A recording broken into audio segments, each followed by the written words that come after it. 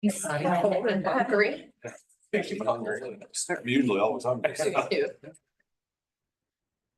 Good morning. This is the Board of Commissioners, Richland County, and it's July 23rd. Here with us today from the media is Greg Kale from WMFD. Line, we have Al Lawrence from the News Journal and Carl Hunnell from Richland Source.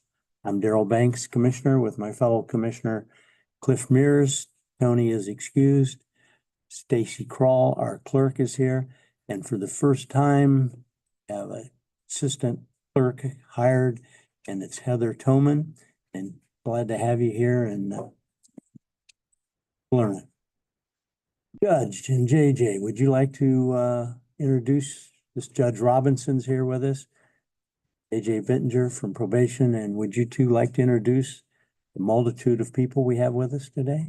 Yeah, I'll introduce our staff. We have Supervisor Dave Myers here, along with Supervisor Pittman back here in fact. Jason Hoover is our drug court and reentry court coordinator, special dockets coordinator. Cassie, who's our, what's your title again this week? Financial manager. We have one of our PSI writers.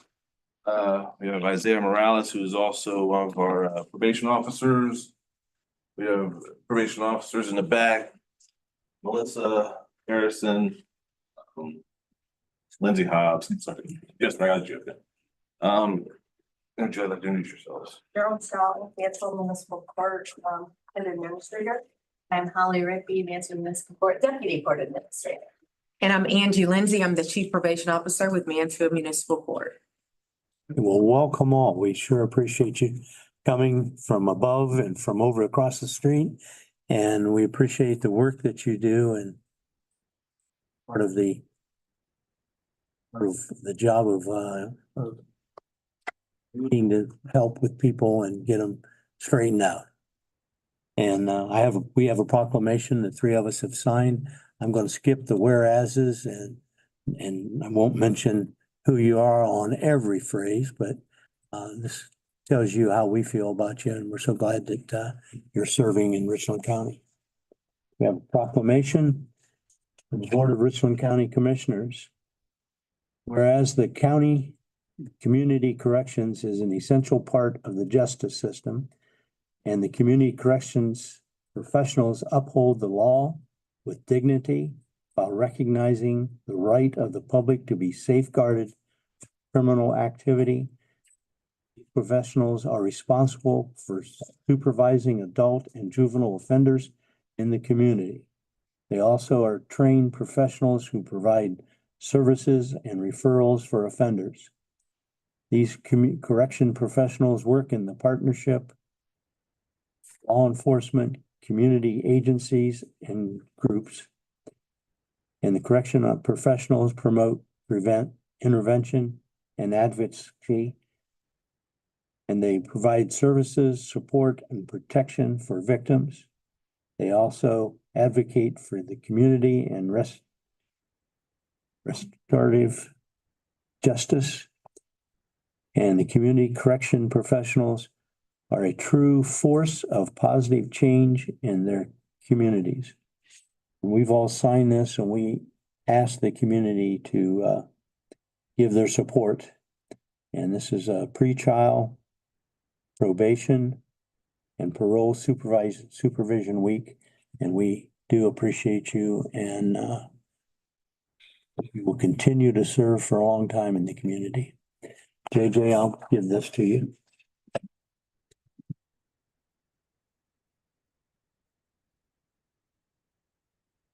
Thank you very much. You're welcome. Look over there. Smile and be pretty. I can't do that. One eye really bad. I get a little reflection off my glass. Oh, sure. I'm sorry.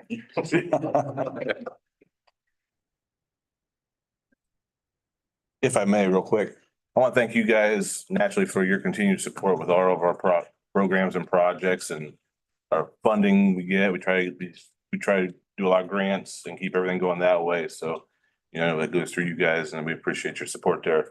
That we got two great judges, and I'm just speaking, you guys speak for your department, but we got two great judges at our place that support our programs and support what we do every day.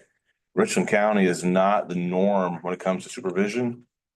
We supervise our offenders at the standards of the court.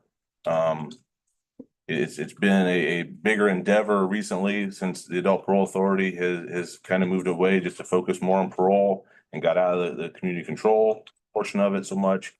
We've adopted a lot more cases. We've got a large department than we have ever had. But we're also supervising more people than we ever have. We currently right now have a little over 1,000 people just on supervision with our office upstairs. The drug court, they're running record numbers. Drug court, they've got over, and both judges have a drug court here in Richland County. And we're running over about 108, 120 people in a drug court right now. So that's an amazing number. And it's all about getting people back on their feet and back on the streets, be productive members of society rather than the criminal element. So we got to give credit to the judges. We got to give credit to the officers that supervise them every day. Did some stats in our office alone upstairs last year. Now this counts all contact, whether face to face or talking to employers or talking to criminal justice agencies or anything. We had a little over 69,000 contacts just in our office alone last year. So it's amazing numbers. So I don't know, Angie, if you want to speak about your office or anything, but it's on you. Please do, Angie, and I apologize. I should have had you up with that picture.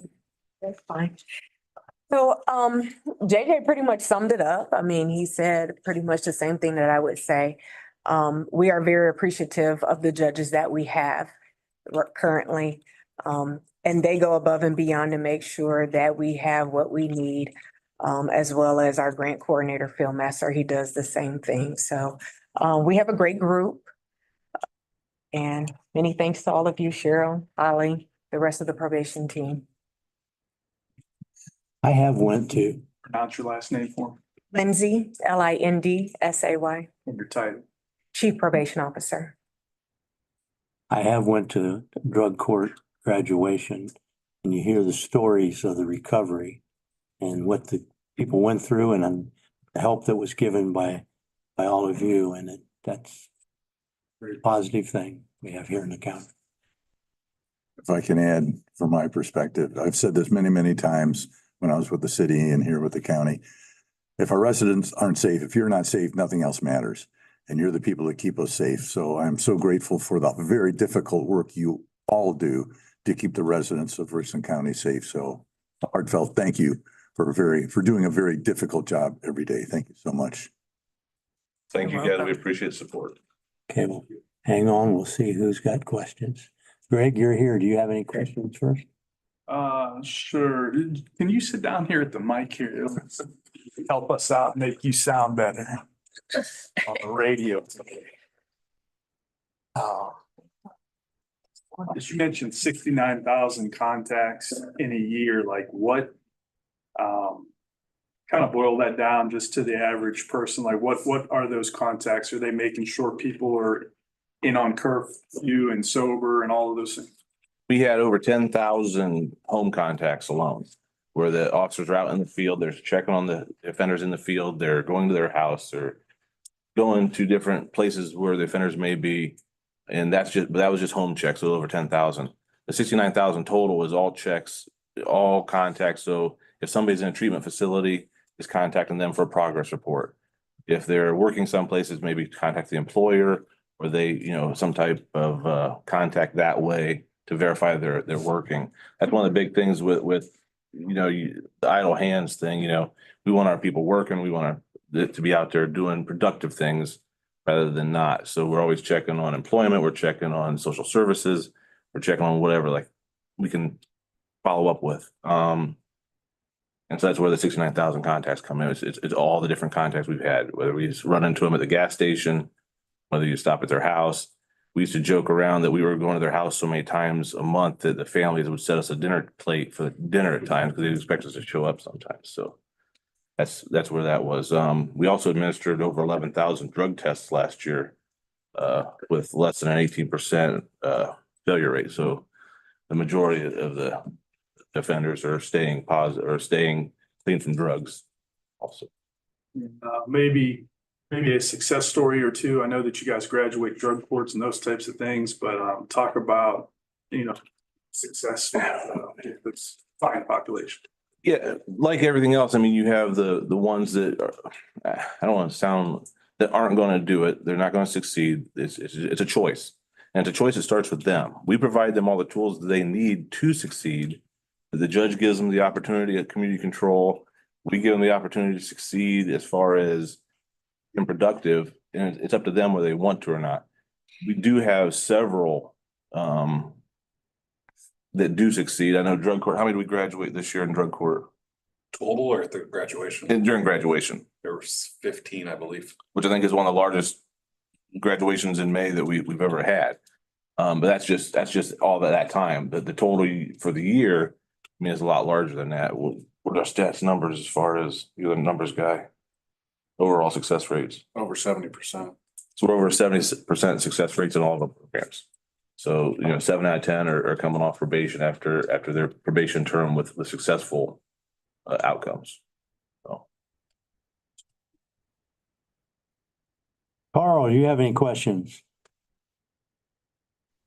Yeah, certainly. Thank you very much. Brent, Angie, sorry, JJ, Angie, I'll throw this out to you. What are the biggest issues that you're seeing today within your departments in terms of the work that you're doing, and how has that changed in recent years, if at all? On the felony level, we're seeing a lot of issues with, I mean, and I shouldn't say issues. The states changed their mindset as far as prison systems go and the ability of, wanting to minimize the amount of people that go to prison. So we're having to utilize a lot more community resources. It's taxing our community jail more. It's taxing our community our local funding more. But that's the biggest thing. When I started 20 plus years ago, we used to joke around, call it the tail them, nail them, and jail them thing. We'd chase them down until we caught them doing something wrong. We throw them back in prison. And now it's totally went the other way. We're more trying to help them. We're trying to get them to be productive members of society. We're trying to change their behaviors to where they lead a better life when they're done with us.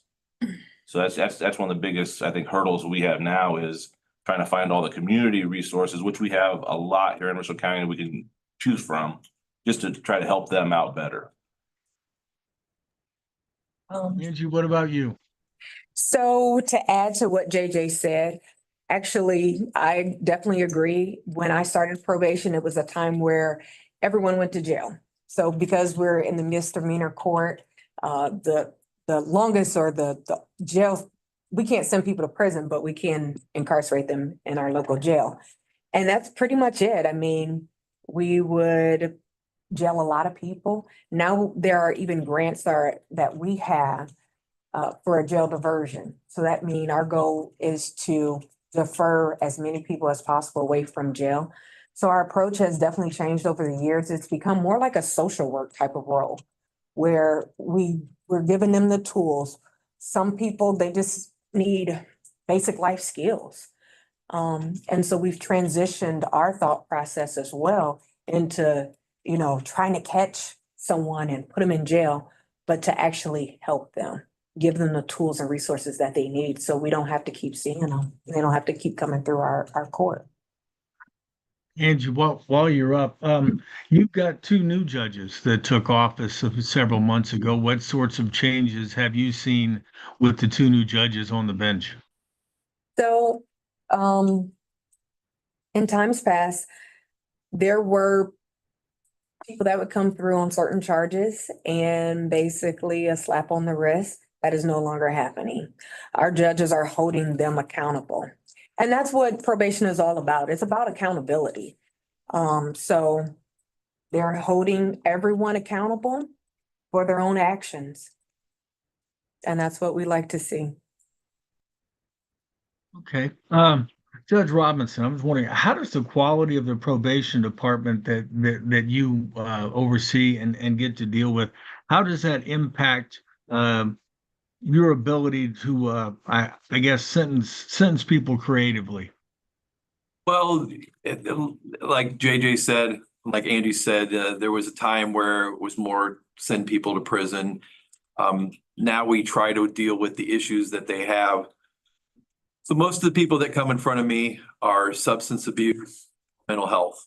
That's really what's causing them to commit their criminal activity. There are a certain segment that are just bad. There's bad, dangerous people. those are the kind of people that you lock up as long as you can to protect the public and punish them. But the vast majority are people who are either using substances, and that's why they're doing criminal behavior, or they're having mental health issues, and that's why they're doing their criminal behavior. And so we've tried very hard to deal with those issues, and I know the municipal court has, and that's why they have the specialty courts. That's why we have the specialty courts, to say, because if you lock somebody up that has a substance abuse or mental health issue, you're keeping the community safe for the amount of time that they're locked up, but you're not addressing the underlying problem. And so when they get out, they're going to probably come right back and be what I call repeat customers of the court, which they'll come right back. So if we don't deal with the mental health and we don't deal with the substance abuse, we're going to see them again. So the staff has done a really good job of focusing on those kind of things. And that's why we have drug court and reentry court. That's why municipal court has a mental health court. And it's difficult. There's not enough. We have a lot of substance abuse and substance abuse treatment available. Mental health's a little tougher. We use New Beginnings and Catalyst and some other agencies.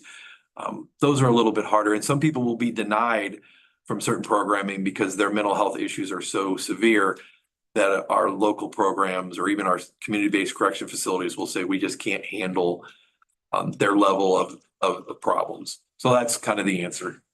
Now my phone's ringing, by the way. JJ, I'm gonna I run out know and take this one real quick.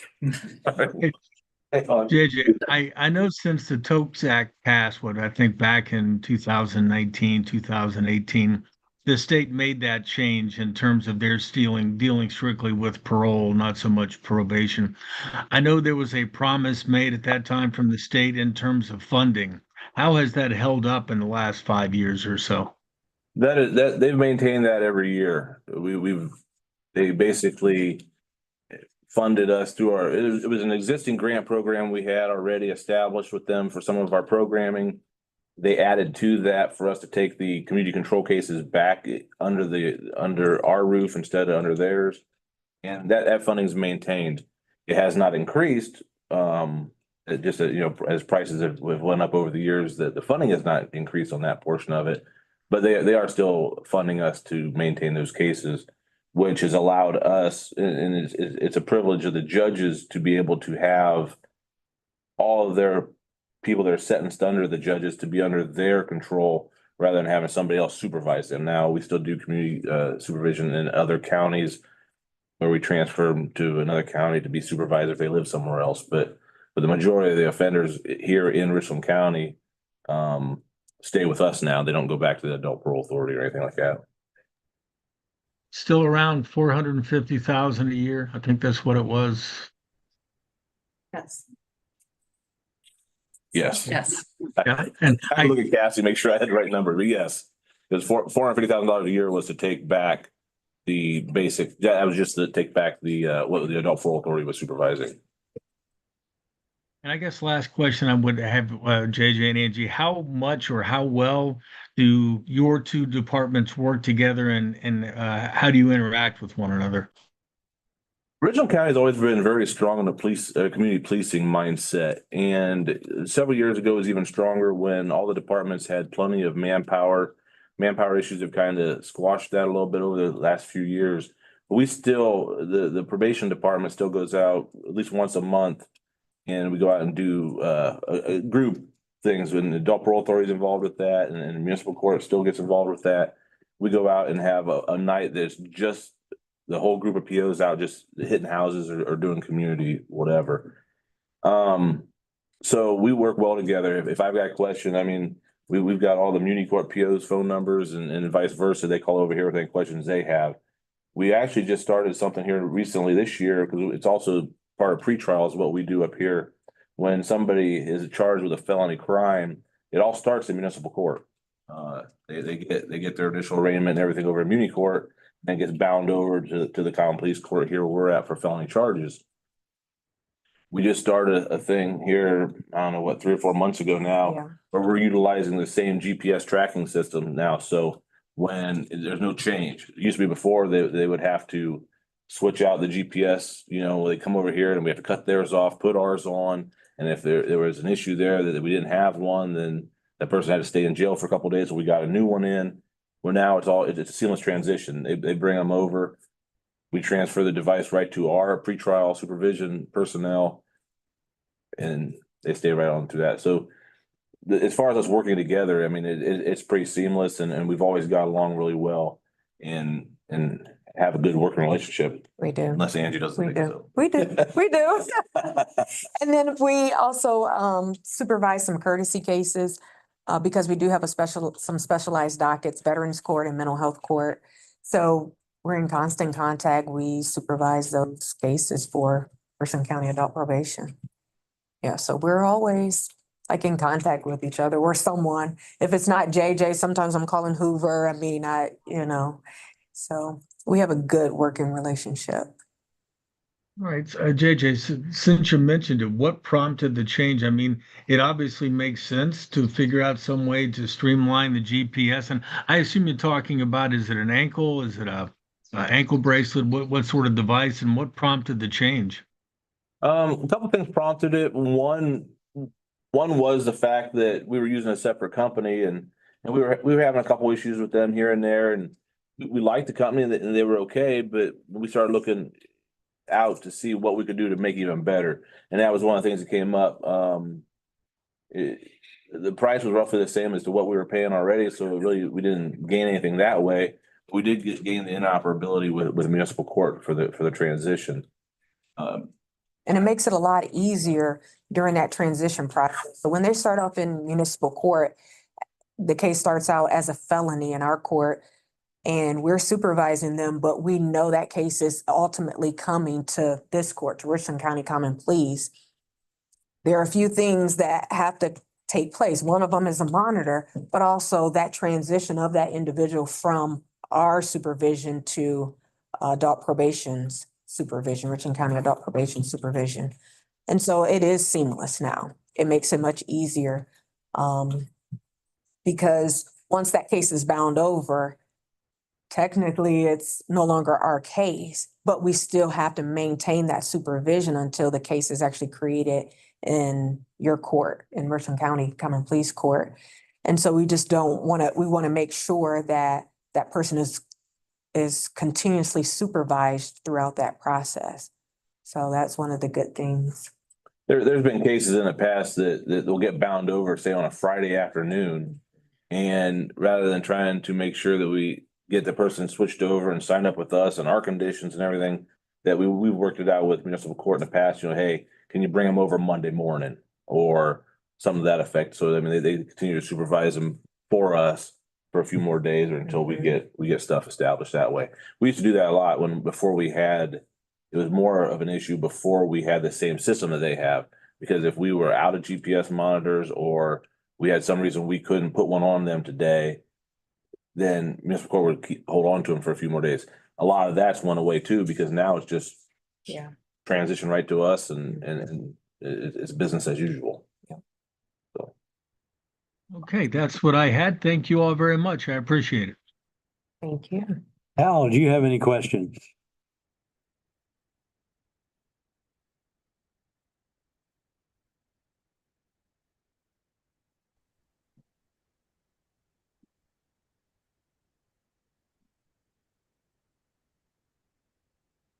Al? Lost the sound there for a second. I don't have any questions. Thank you. Okay, thank you. Angie, you mentioned Veterans Court or something. Can you explain that? I'm being a veteran, I'm kind of interested. Does it end up being a lot of drugs or? So our Veterans Court, the only criteria to be appropriate for a Veterans Court is that you had to have served in the military in some capacity. We've had people that have made it through boot camp only. They're still a candidate. They still meet that criteria. We have people that didn't even make it that far, didn't even complete boot camp. They still meet the criteria for Veterans Court. Veterans Court will take any type of charge, anything from a petty theft to an OVI. And oftentimes we have individuals who, once they're placed in Veterans Court, because we have a dedicated VJO, so they work hand in hand with the VA and our court But oftentimes these individuals don't even know what resources are available to them or that they qualify for benefits through the VA. And so it's a matter of getting them set up with the VA, getting them treatment. Their charges can range from, like I said, petty theft, drug and alcohol, mental health, regardless of what treatment they need. The only criteria is that they had to have served in the military in some capacity. So we accept honorable discharges, unhonorable discharges, other than honorable. We take all of the discharges. And we've had some success stories where we had a gentleman, he was in his 70s and he had came through on a drug-related charge. He actually fought in Vietnam and had a Purple Heart. He was awarded a Purple Heart. However, through moving and just different things, he was not able to locate Purple Heart, the medal itself. And the VA, along with our court, they were able to go back and verify that he was awarded that Purple Heart and actually re-awarded it again to him. And so he said definitely he would hang on to it. And part of the reason why I lost it was like in and out. He served for a long time. So just a lot of transition, a lot of different life choices. But a lot of people, when they go into Veterans Court, sometimes they're kicking and screaming, just like with some of our other dockets, because they don't understand the premise of it, that we're actually there to help. We want to give you the resources. And once they realize that it is a benefit, a lot of them, they end up thanking all of us, because in the beginning, they couldn't see the benefit of it. But by the time it's over with, they've made some relationships, some friends while they're there. Veterans Court is a little unique than some of our other dockets that we have.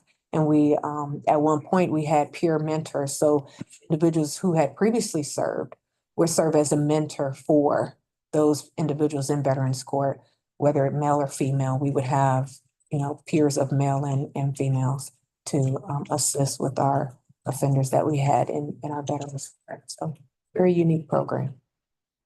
And it's open to the public, so our Veteran Court sessions, you guys can come check us out sometime. Thanks for the invitation You're welcome. and the explanation. Okay. I think we appreciate you coming down and continue to serve and as good as you have been. And JJ, we appreciate seeing you around here and I'll feel a little safer with you guys around here too. Well, we appreciate the support from you guys as well. So thank you very much. Okay, keep getting them grants. Thank you all so much. Working on it. Okay, Thank you. thank you all. We get a group photo with you, documentation of everyone. Sure. That work? Yeah. Hey. Don't go anywhere. Put you on the spot. Put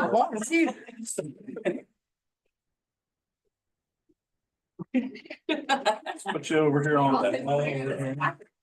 Been messed up all. Tall guys in the back. You're a little more. I don't need. Oh, you got. Don't go. I'm sorry, in front of me. Get up there. You get right up. I'm gonna go over to you. I can Squeeze in. I'll shift down that way just a hair. Ah. Come on. Yeah. Make sure we can, hey, you got me a. Nobody wants. Guys don't like pictures. You're all undercover agents, right? Yeah, pretty much. Oh, no, they know who we are. Trust me. There's no hiding it. All right. So. Back up here.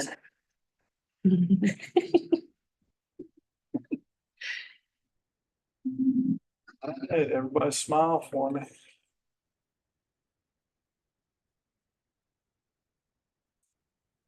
That looks good. We got you.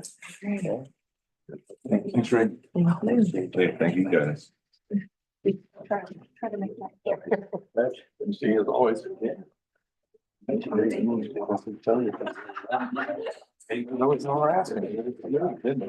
know, I don't. You run a good meeting. Thank you, Judge. I don't know what to do without the name calling. Yeah, Straight up. Thanks, thank you. Will you check, see if Veteran Services is out there? Sorry? Will you check to see if Veteran Services is out there? Yeah, they're all sitting out in the hallway. Yeah, okay. Oh, yeah. They're out there. Oh, yeah. Okay, thanks. Are they next? Yes, they're on at 10. Oh, I didn't realize it's 5 already. Sorry. Yeah, they're out there. Oh, wait. Out there. Yeah, I've been away.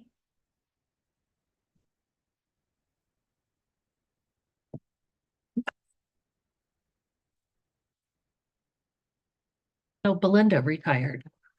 She retired, so Heather's replacing her. Yeah, she retired at the end of May. Oh, man. Oh, well, I guess, yeah, I haven't seen her.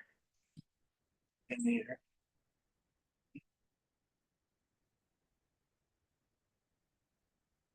Is she straight up retired or is she doing something else? Right now, she's straight up retired. That's got a different one. That's a good thing. That works a lot better. Retirement's overrated, Greg. Nice Is to it? see you. It is. How are you? Hey, how you doing? Good. What's up there? Okay, good to see you. Morning, son. Looks like you're ready to go play tennis. I am. Yeah. Hello, how are you? Fine, how are you? Good. This is Heather. She's the new Belinda. Oh, the new. Yes. Nice to meet you.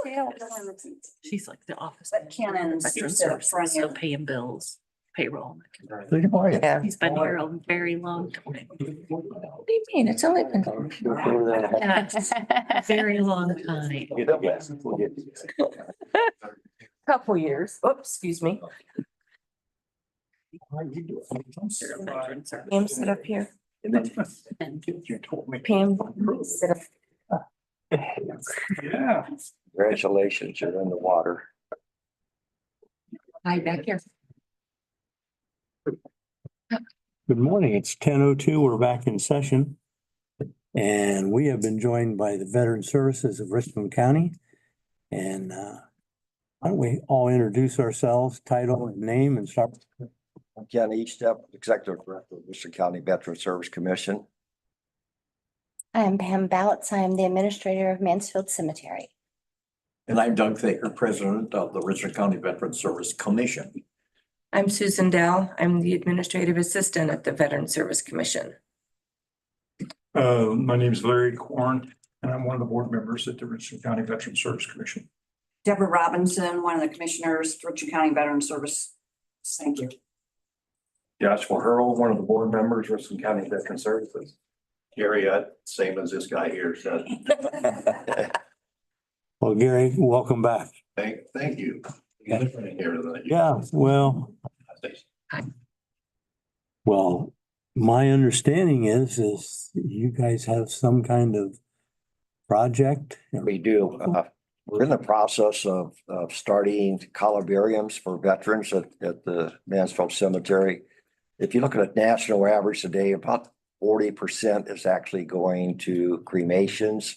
And we thought that, since we have some money in our sinking fund, that we're going to try to use that to help our veterans in Richland County. We're actually here today. We're asking for $260,362 to be brought out of our sinking fund and transferred over to the burial squad or burial funds. It sounds like a lot of money, but we're going to put in all new cement. It's going to go completely across the board. I think we have pictures and stuff that we're going to share with you. So we have packets so you can walk through with us if you'd like to. Sure.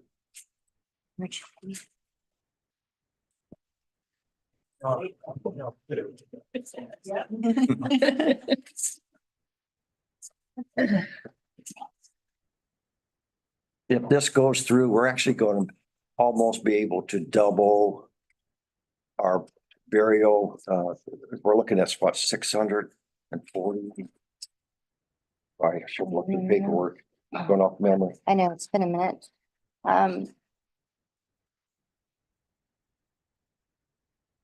Okay, so. Yeah, go ahead. So in a nutshell, the cemetery had sold land to the Veterans Commission and a couple different parcels, but where the current honors ground is, as we are working our way to the top of the flagpole, we've been talking for a couple years about this change of burial. And it's everywhere. I've seen for the last 2 years, our numbers have completely switched. More than half are now cremations versus full body burials. Being that the cemetery is landlocked, I don't have any other land that I can work with the veterans on. So everything that they have purchased from us is everything that I have left that we could develop for them. And so I got to thinking and we got to talking about, once we reach the flagpole of the area we've currently been burying in for the past 30 years, maybe, that we could put a set of columbariums to save the ground for just the full body burials for those who chose to be full bodies, and put all the other cremations at that point in columbariums. Looking at their land, I have 160 feet from one end to the other of the section that we've taken for design. And what that would do, instead of 104 graves, we can bury instead, depending on how they stack them, up to 3,000 people that are cremations, because the columbariums can fit 2 per niche. If you have a spouse, they can go together, just like they would in the land. So I kind of just thought that this would be the smartest use of the land that they have, and to still save plenty of land for ground burials through the years to come, but have, the option of not wasting it with cremations. But actually having those be above ground and in a nice uniformity across, and it makes a very beautiful presentation of distinguishing the honors ground. So basically, in a nutshell, and I can pass this around to you, is a tiny little diagram. What we came out with was how many units we could fit across with handicap walkways and the ability for people to visit their loved ones without having to just walk through graves and existing. So we proposing pouring sidewalks. We also, I designed a middle of section where we would move the flagpole to the center that the veterans currently have. So it is in the center of the entire columbariums, but it also gives a place for all the burial detail to stand, to play taps, to do the flag ceremonies, or the families to stand around when we're doing the burial. It just gives a nice presentation. We had thought about putting branch markers for each of the service out there as well. So we've got some options for that. There'd be ability to put a tent out there in inclement weather. That way families wouldn't have to stand out in the rain or the snow, anything, that would be hard for them to deal with. A lot of the people with cremations, if you don't have a setup like that, they will tend to hold that cremation and possibly not ever bury it. So this kind of helps us keep our veterans put where they should be on the honors ground in a nice, forever home for them. But I think it's a good use of the land for the veterans to extend the life of the burials for all the honors that could come in years ahead. Well, and I don't, 2 organizations, cemetery and the veteran service, what a great job the honors ground is. And if people in Mansfield, Richland County, if you haven't been out to see it, please go out and see it and salute the people there, because it's a very good tribute to them, and it's a beautiful facility out there, a real place. And these are much like the ones that are at the cemetery at Wadsworth, the federal cemetery. Correct. They're double-sided units. They're 8 wide and 6 high. And that's how you can bury, like I said, bury on both sides. Each capacity, some won't have 2 people in them, some would only have 1. That's why you have the varying numbers. But to be able to put that kind of amount of burial space in on such a small, honest piece of strip of land, I was really pleased that we have not developed across that side of the hill yet for them, so that we could put that there. And it will stand at the top of the hill. It will be the first thing everybody sees when they come there, and erected beautifully. It'll look really nice out there for them. It's a great use of land versus everybody being buried. So help me understand, in each of these units are the ashes? Yes, sir. Yes, Okay, they're actually going to be for cremations. right, okay. I just wanted to understand that, and So the footprint that would typically take 104 graves be over 3,000, Yes, sir. same footprint of land. It's incredible.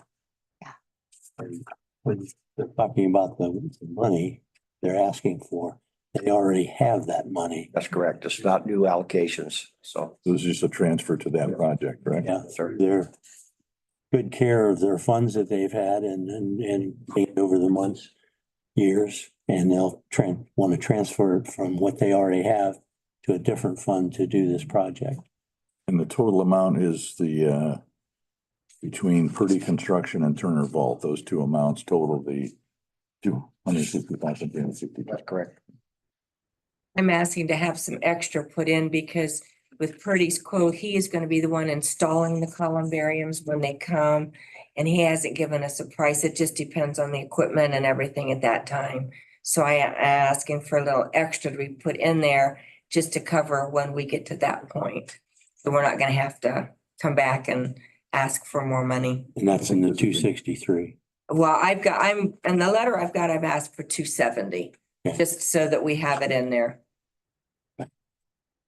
I think this is incredible and ingenious. Quite a project. Lady has been working diligently to come up with everything and Brilliant. to expand our honor grounds. So what kind of time frame do you have? They're gonna start, next month, In a week and a half. week and a half. We're due to. Footers are break gonna be ground. started to be placed and, so they're, it's like what we did in the honor ground, where the columbarium is gonna sit, that's gonna be 3 foot of concrete that's gonna go down in the ground and then 4 inches on the sidewalk that's gonna go out on the outside of it. So how long do you think it'll take for completion? According to Todd and I, we're thinking we'll be done with the original pouring of everything and ready to receive the units within 30 days. That's our goal. The only thing we may not have is the centerpiece yet. I just got off the phone with him before I got up here. And we had all talked about in the middle where the flagpole is going to go. Our design, my design originally had a star painted into the concrete. So we have found a company that can actually dye the concrete the way we want for longevity. And we're talking about putting, they can make rubber stamps of each branch of the military where we can stamp the wet concrete and seal over it. So that actually on that platform for presentation, we have everybody represented as well. It's something So- similar to that out front. Yeah, Yes. Yes, that's and that's what drew our attention was those. Right, out there. So I have visited other areas to see how they've done them. Some use metal and we were talking about putting like the medallions in. Takes a little more care through the years, and upkeep. So Todd and I just kept plugging away, trying to find the right method and he got the answer last night. I called him this morning, so we've got a green light on that as well. And I found out from Turner Vault Company, these are already in production and they should be arriving, if everything goes right, in November. So we may see some of this being erected before the winter hits us if we're lucky. Right? Do you plan a, Benches. The benches, oh yes, sir, sorry. They had asked for benches, so we expanded the sidewalk just slightly on one side, on the cemetery side, actually. I gave up a 160-foot strip of land as well, donated it to the project so that we would have benches for people to sit. So between each of the 8 units, there'll be benches. And there was a local company, I'm not able to disclose that name yet, that has paid for, bought, and are donating all those benches for this project. Which that saves us to over $3,300 very nice. on the project, so. Do you plan a dedication ceremony? Yes, sir. Oh, Yes. absolutely. Yes, sir. Absolutely. I would entertain a motion to approve this project and the I'd be- transfer of the money. I'd be glad to second that. Commissioner Banks, Yes. Commissioner Mears. Yes. Carl, do you have any questions? Certainly, thank you. Pam, good to see you. I don't think we've spoken since the Medal of Honor series last year. It's very good to hear from you again. How many acres total for Mansfield Cemetery, and how big is the Veterans Honor Grounds right now? Goodness, you would ask me that. I know that I have a 2-mile perimeter. Oh, I love you. Thank you. There's 1660 in the. Okay, and this is just our new one then. That's That's in addition to that Yeah, area. that's how many lots we Okay. purchased. So they've got 1,660 lots in the ground as far as the ground covers. I'm going to just generally ballpark, it's probably a couple acres that we're looking at. And in comparative to the cemetery, I have over 100 acres, and that's just a very rough number. I know that we mow weekly around 88 acres that are burial. That doesn't include all the drive, but I have a 2-mile perimeter. And where the veterans are, they are all the way at the back of my cemetery. So this last honors ground, because we have 2 others that have served for the veterans throughout the history of our county as well. The Old Soldiers Ground, which we just finished that project a couple of years ago of getting new headstones for everybody that didn't have them, and putting everybody kind of like this, a new presentation, new platforms where everybody flew evenly, all the stones matched, and everybody had war medallions flying. I want to say that's probably in itself a half an acre. And then the first one is very small. I'm not sure how big that is. It takes up a section of behind the stadium, if y'all are familiar with the old stadium. From my understandings, that's where the memorial parade used to end. In the cemetery was the old stadium down there. And there's a small honors ground behind it or above it. So I guess in total, y'all probably, the veterans they own at least 4 acres out of my cemetery. Very good. Do you have a electronic version of that drawing that you had there today? You could email to me? I absolutely could email them to you. Yes. Okay. I appreciate that. In anticipation, once I saw this was on the agenda today, I did look at the National Funeral Directors Association website. In October of last year, they reported the number of cremations versus standard funerals was like 60% to 34%. I don't know what the other 6% are doing. That's apparently a whole nother discussion, but Kenny, when did you begin to notice a shift, or was it noticeable when veterans started wanting to be cremated rather than standard burials? It actually came about because I went up to the National Cemetery, and they've just almost expanded everything they're doing is on the columbariums. And when I started to look at that, I thought, we need to think about what we could do to make it so our people in Wrestling County can stay in Wrestling County if they so desire. And we haven't figured out what the cost is going to be for this, but it's going to be reasonable, because we will not make any money if somebody gets into the columbariums. It will just be at the cost of what we have. And how big are these, an individual, and I'm not going to try to pronounce the word. I was looking it up to figure out how to spell it, columbarium. How big is a unit? The niches they're going to be 96 inches. They're going to be 116.5 inches high by 35 by 88.5. There are going to be 8 of those. Those are going to be light gray columbariums.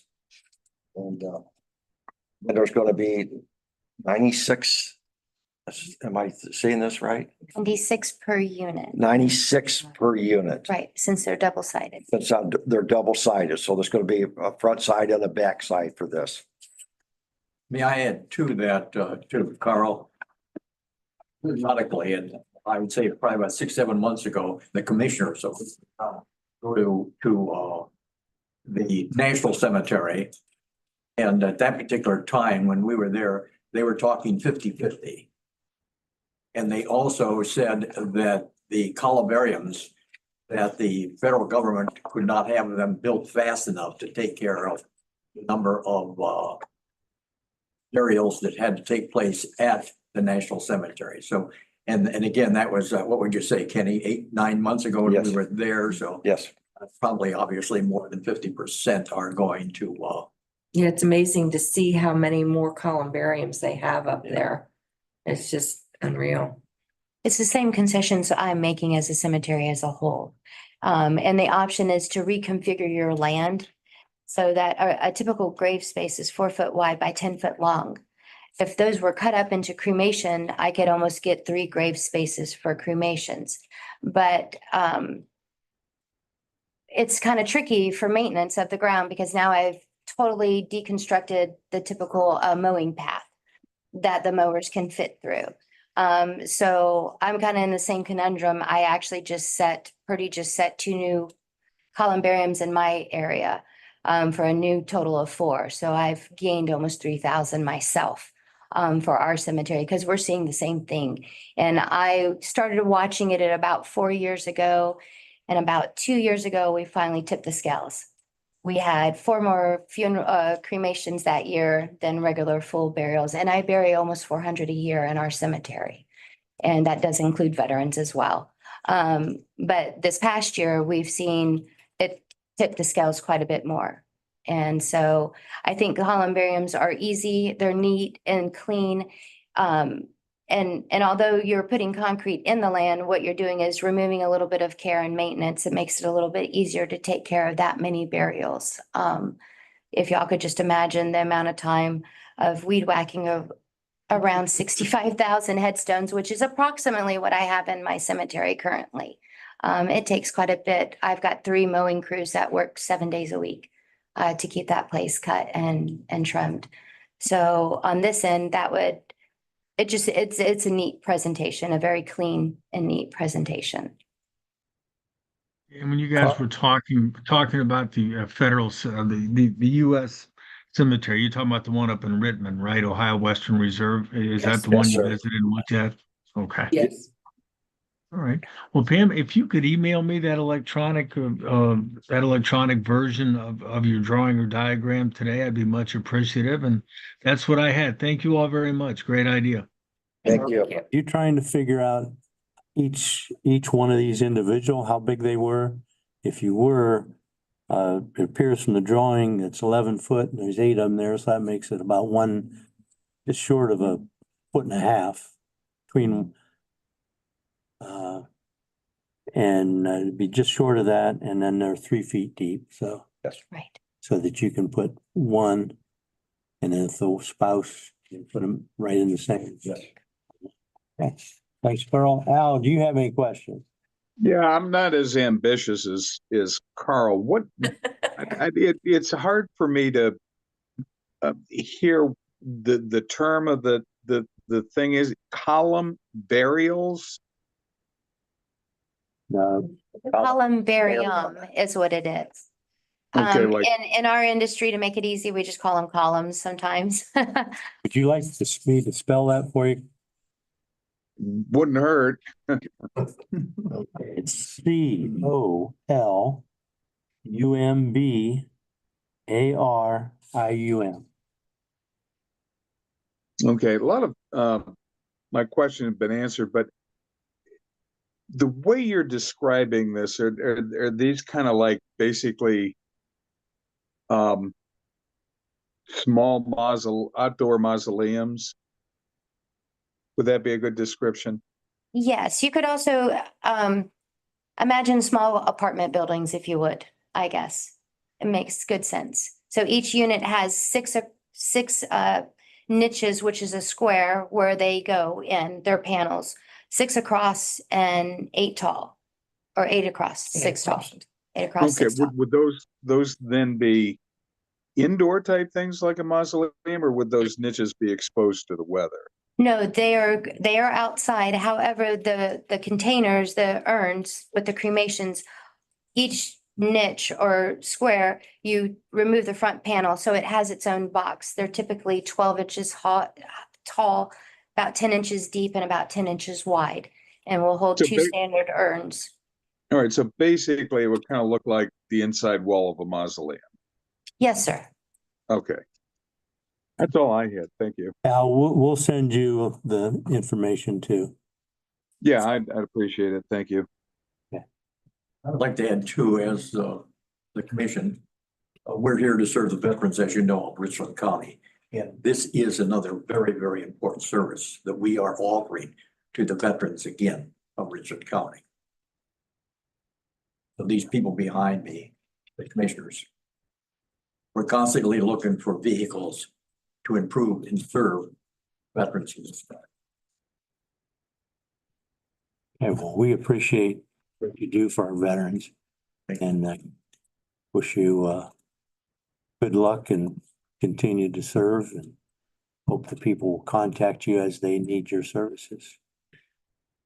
Thank you. Thank you. Thank you. And I'd just like to also thank Pam from the cemetery and Todd from Fruita, who put all the time into this preparation. And it was a lot of work for Pam especially, so we really want to thank her for everything she's done. It is 10:25 and we will go into recess 10 minutes and come back at 10:35. Thank you. Thank you so much, and thank you. That's Well, thank you for having me.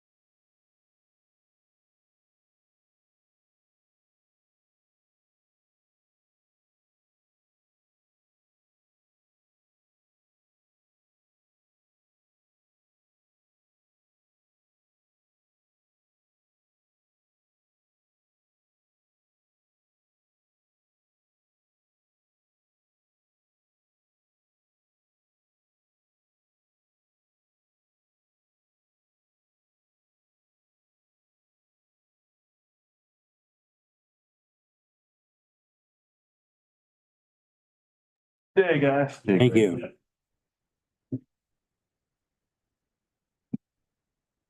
Okay, it is 10:35 and we are back in session, and can we do other?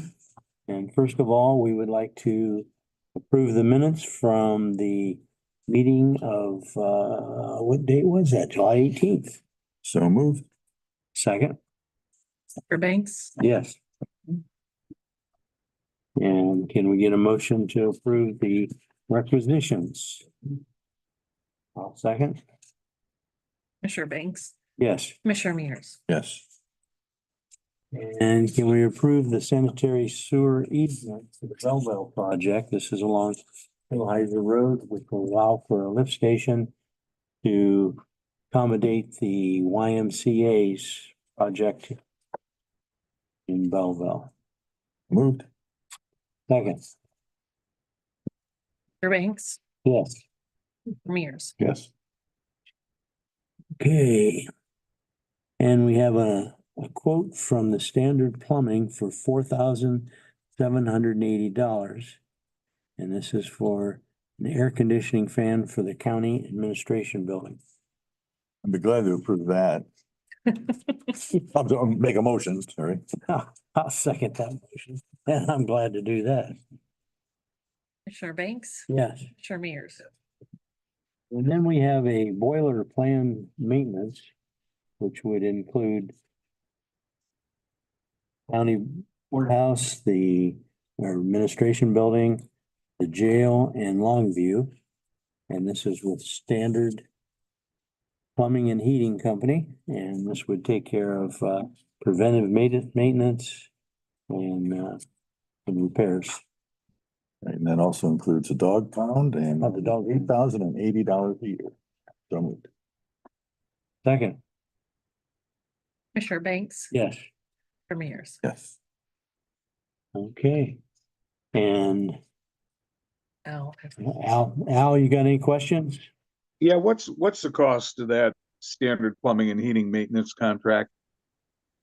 That is $4,780. That's for you're talking about the fan, right? And no, he's talking about the maintenance. Oh. $8,000. The whole standard. $8,080, 8080. That is from September 1st of 2024 through August 31st of 2027. Okay, so it's a 3-year agreement then. Uh-huh. Yes. Okay. What? It's what happened $8,080 with- a year.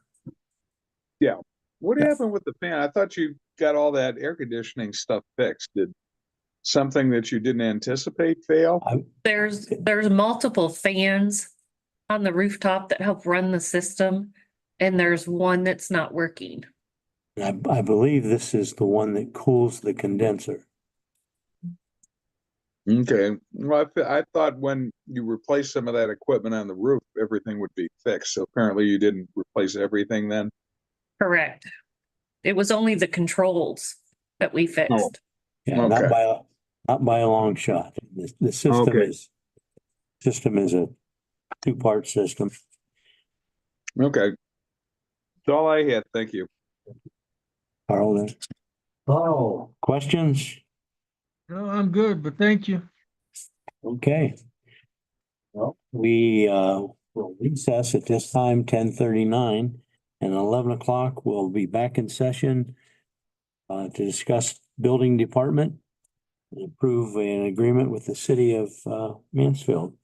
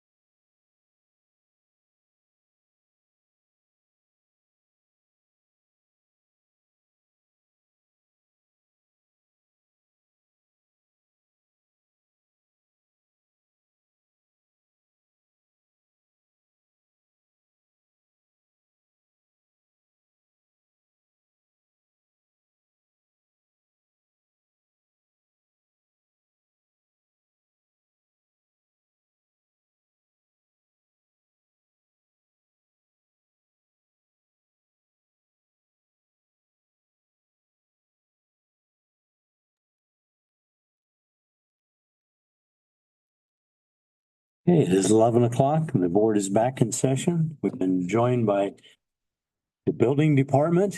Steve, you want to explain what it is? Steve Risser, the head of the department. Explain why you're here. Gentlemen, good morning and thank you. Before the board's consideration today, this is an updated agreement for services in the building department between the city and the county. Little past history, there was an agreement that was previously in place between the city and the county from 2012 that was, for the most part, a one-sided agreement in order for the county to provide services to the city. There were always some handshake agreements in place for backup inspections. If, somebody had a conflict, somebody was on vacation, whatever, that vice versa, one department or the other could pick up. As we've been strengthening our relationship with the city on this, it's also a state requirement for our certification as a building department, also for the city's certification as a building department, that they have appropriate backup staff or backup personnel, either on staff or under contract. So this helps both of our departments solidify that backup personnel requirement. So we've got in some discussions with the city's building department, had some discussion with Andrew and my conversation with Commissioner Mears. We've strengthened that agreement. We've dotted some I's, crossed some T's with as far as plan reviews, inspections, personnel. We've got an hourly rate in there, so both departments are compensated for services and work that we previously did not have. From a budgetary standpoint, this isn't going to change our budget. This isn't an adverse impact or no expense, no anticipated revenue on the budget. I think things will work themselves out relatively well. We'll probably move some money around just to cover services cost if we need such. But again, this isn't us coming back asking, hey, we've got a new contract. We need a bunch of money to cover that. Other than that, again, this is primarily so it supports both departments. It's a good two-way agreement partnering with the city on this. Okay. And also Ken Arthur's here with us with the building department. Good move to have a partnership like this working together with the city. Yes. It's a lot better than having to hire some retainer with someone or something. So Yes. I think we're all in agreement. It's a good idea. And we keep as much of these services too, not that we've got the options to go outside the county. There's not firms that are flush like that are jumping to do these types of things. But again, it keeps this work if we need to do it. If we need to have backup, it keeps it in the county. I'll make a motion to approve. Second. Commissioner Banks, Yes. Commissioner Mears. Al, do you have any questions?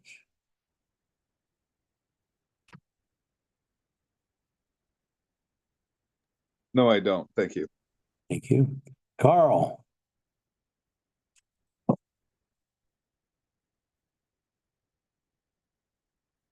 Must have walked away.